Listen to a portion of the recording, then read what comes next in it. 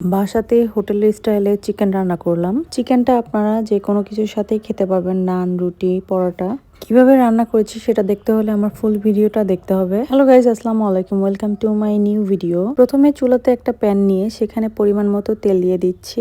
আমি কোনো কিছুরই মেজারমেন্ট এখানে বলছি না। তেলটা হালকা গরম হয়ে আসলে আমি এর মধ্যে দিয়ে দিচ্ছি 3টা এলাচ, একই সাথে দিয়ে দিচ্ছি আমি 3টা লবঙ্গ। এই দুইটা আইটেম একটু নেড়ে আমি এর মধ্যে দিয়ে দিচ্ছি 2 চামচ পেঁয়াজ বাটা। পেঁয়াজ বাটা দেওয়ার পরে আমি এটা একটু ভেজে নিচ্ছি। হালকা একটু ভেজে নেওয়ার পরে আমি এরপরে দিয়ে দিচ্ছি আদা রসুন পেস্ট। আদা রসুন আমি একসাথে ব্লেন্ড করে নিয়েছিলাম। এখন আমি আবার এটাকে একটু ভেজে নিচ্ছি। ভাজা হয়ে গেলে আমি এর মধ্যে দিয়ে দিচ্ছি 1 চামচ ধনিয়ার গুঁড়া। এরপরে দিয়ে দিচ্ছি পরিমাণ মতো লবণ, 1 চামচের মতো আমি দিয়েছিলাম ব্ল্যাক পেপার।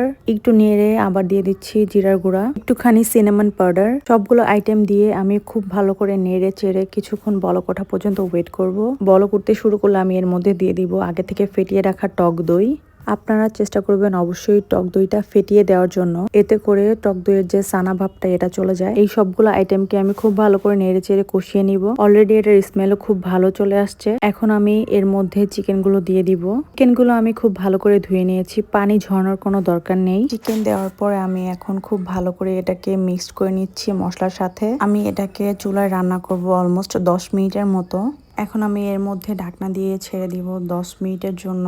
এর মধ্যে আমি একটা লিকুইড মিল্ক বানিয়ে নিব।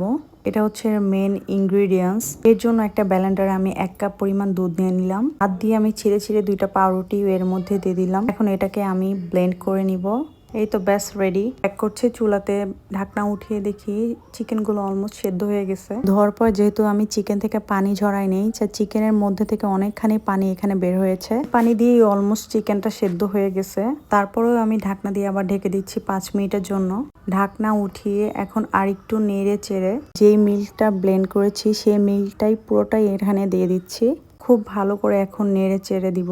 আমি এর মাঝখানে কিন্তু কিছুটা কাঁচামরিচ ব্লেন্ড করে দিয়েছিলাম, সেটা ক্লিপ আমার নেওয়া হয়নি। ভালো করে নেড়ে আমি আবার এটাকে ঢাকনা দিয়ে ঢেকে দিচ্ছি অলমোস্ট 10 মিনিটের মতো। এটার ঘনত্ব যত বাড়বে তত খেতে আরো ভালো লাগবে। এটা আরো স্বাদ হওয়ার জন্য ঢাকনা উঠিয়ে আমি এখন এর মধ্যে 1 চামচ চিনি দিয়ে দিচ্ছি। তার সাথে দিয়ে দিলাম 2টা কাঁচামরিচ। আমি এটাকে কন্টিনিউয়াসলি নাড়ছি কারণ এটা লেগে যাওয়ার সম্ভাবনা থাকে, এই জন্য এটাকে বারবার নাড়তে হবে। আমাদের রান্না অলমোস্ট ডান। মরিচ দেওয়ার পর আমি আবার একটু ঢেকে দিয়েছিলাম যাতে করে স্মেলটা ভালো থাকে। আপনারা যদি এর থেকে বেশি ঘনত্ব চান তাহলে আরো জল দিবেন। এটাকে যত রান্না করা হবে তত এটার ঘনত্ব আরো বাড়তে থাকবে। আমি একটু নেড়ে এখানে দিয়ে দিচ্ছি কুচিয়ে রাখা ধনিয়া পাতা, আর উপর দিয়ে 1 চামচ ঘিও ছড়িয়ে দিলাম। এরপর আমি একটু নেড়ে ঢাকনা দিয়ে ঢেকে চুলাটা অফ করে দিব। ব্যাস, আমাদের তৈরি হয়ে গেল বাংলাদেশি স্টাইলের চিকেন স্যুপ। ভিডিওটি কেমন লাগলো অবশ্যই কমেন্ট করে জানাবেন। আজকের মতো এখানেই বিদায় নিচ্ছি। সবাই ভালো থাকবেন, সুস্থ থাকবেন। আল্লাহ হাফেজ।